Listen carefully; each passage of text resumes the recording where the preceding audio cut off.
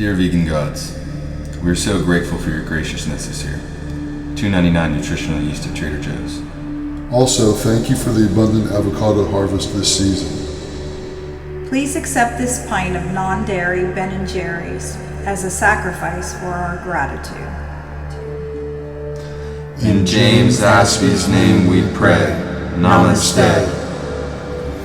I wonder why so many people think veganism is a cult.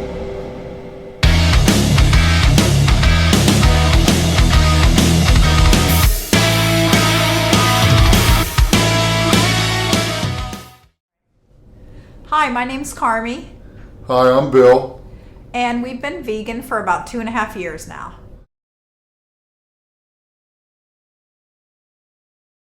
It was cowspiracy for me when I saw that video. I think that was the final straw for me, that it was definitely time to go vegan.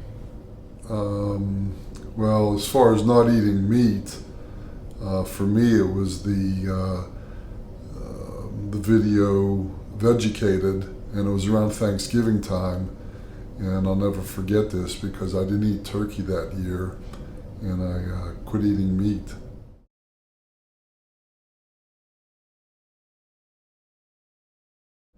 Absolutely. I had never enjoyed cooking meat at all my whole life, but it had never really occurred to me that it was an option not to eat meat. I just thought that you had to eat meat in order to be healthy, that you had to get your protein from eating animal products. So it wasn't until Jake provided a great amount of education to me that I realized that I didn't have to eat meat anymore to be healthy. For me, Jake probably changed my whole health history. I can remember my family doctor always telling me it's not if you get diabetes, it's when you get diabetes. And of course I would get irritated with that because, I've always eaten vegetables, I've always eaten fruit, but over the years, I guess my blood numbers just weren't where they were supposed to be. So when he would say that, I just didn't understand, not realizing all the crap that's in processed food. And, if it wasn't for Jake, probably, 6 years ago, I probably would have had a heart attack by now. But, the health-wise, the change for me has been tremendous because not only am I not diabetic and, previously having high blood pressure, high triglycerides, all that has gone away.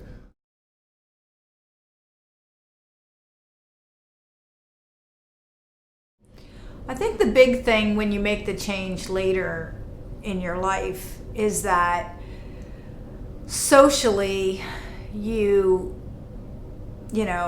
go out with other people, you go out to dinner. In the American lifestyle, a lot of your socialization revolves around eating. So the biggest, I won't say challenge, but you're kind of not following the crowd when you decide to make this change. And so although we do not expect people to choose only vegan restaurants, we've learned to ask for adaptations to the menu when we're there. But it's funny sometimes because, people say, oh, we're going to go to such and such a restaurant. You guys can go with us. They have French fries. I think when you get older is when you first start to really pay attention to your health.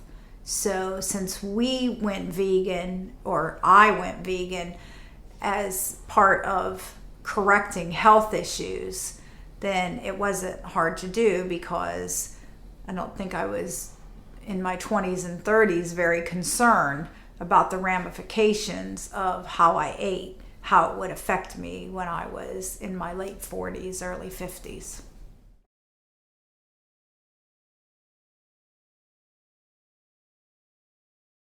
As far as opening up to the ethical issues, that, again, after watching some YouTube videos and just some documentaries and seeing how the animals interact with humans and other other animals, and that they think just like us. They show love and compassion for their fellow animals and for humans, and it's heartbreaking to see some of these hidden video films on how the animals are treated. So once the changes have been made for the health reason, obviously the animal compassion became very important as far as becoming and staying vegan. I think for me, one of the biggest things as far as with the compassion for the animals is also, as a spiritual person, it really hit home for me that if an animal is tortured and treated cruel at the time of its death, and believing that everything is energy, that if you then eat that animal, you're taking on that animal's energy, which was terror and fear at the time that they were slaughtered. And so that's what you're taking into your body.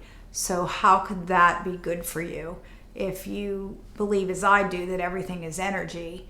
And just think about that meat would be tough, because of course anything in fear, just like humans, you tighten everything up, just like when you foresee you're going to be in a car accident and your whole body tightens up and everything. So I just really believe strongly that we take in a lot of negative energy when we're eating animals, because they are not treated humanely when they are slaughtered.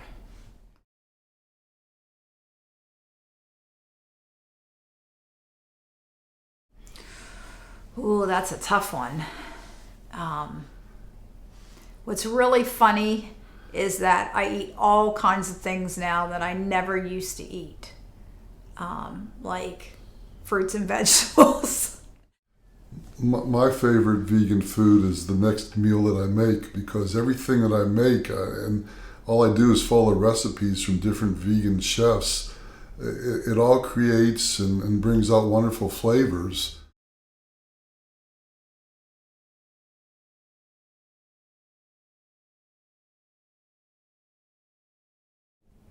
As far as the support from other people, I remember when Jake first went vegan, it was one of those things where when you didn't understand, it was tough to, go along in the same boat, more or less. I mean, I know there was a lot of, and in the beginning, I can remember Jake was a hardcore vegan, so sometimes that created conflict. He wanted to show us documentaries, and I guess deep down, even though we now know that we should have watched them that time, we didn't want to watch them because we didn't want to see the horror and tragedy that the animals go through. So I guess there was some resistance in the beginning, but I guess as time went on and the health issues started to get better, then it was easy to have a little better understanding of why Jake had made those decisions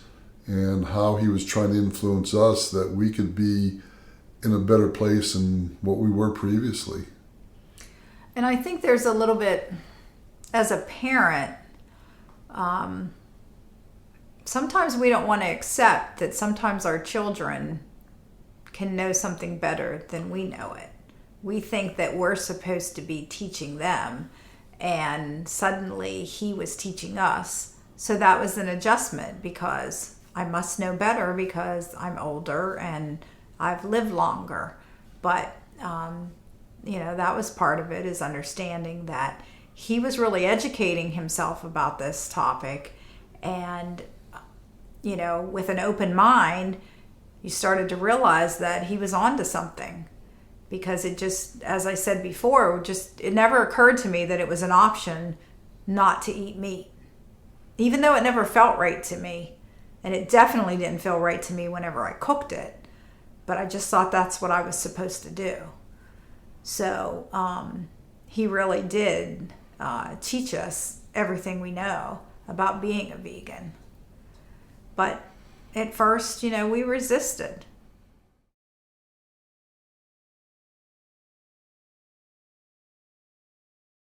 Don't make the mountain so high and so steep to climb that, you put an obstacle in front of you right from the beginning. You don't have to decide that tomorrow you're going to wake up and you're giving, that you're going totally vegan and giving up, every animal product. It can be baby steps to get there. It's what, the ultimate goal that you reach. You have to become CEO of your own health. I always tell people, don't believe what I'm telling you, do your own research. And that's what I've been able to do is when I hear things, I do a little bit of research and I find out, many different options and ways of doing things differently. And to my surprise, sometimes we don't know what we don't know. And so just become the CEO of your own health, become your own advocate. Don't take, the word of, even though we want to put trust in a lot of our doctors in the healthcare system, sometimes they don't have the answers when it comes to whole food, plant-based diets. They're trained to, do things a certain way, but I can tell you food is medicine. If you go back to Hippocrates, let thy food be thy medicine and thy medicine be thy food. Thank you guys so much for watching. If you like this video, please like and subscribe to help share the message of love, compassion, and peace for all beings. If you're somebody who's recently vegan or vegetarian and you're struggling with support from family or friends, don't hesitate to reach out to somebody else. Send me a message on my channel. I'm on Instagram, Facebook, YouTube, or another vegan that you might know in your local area or even online. Don't give up hope, continue to shine your light and educate, and good things will always come forth. Thank you so much.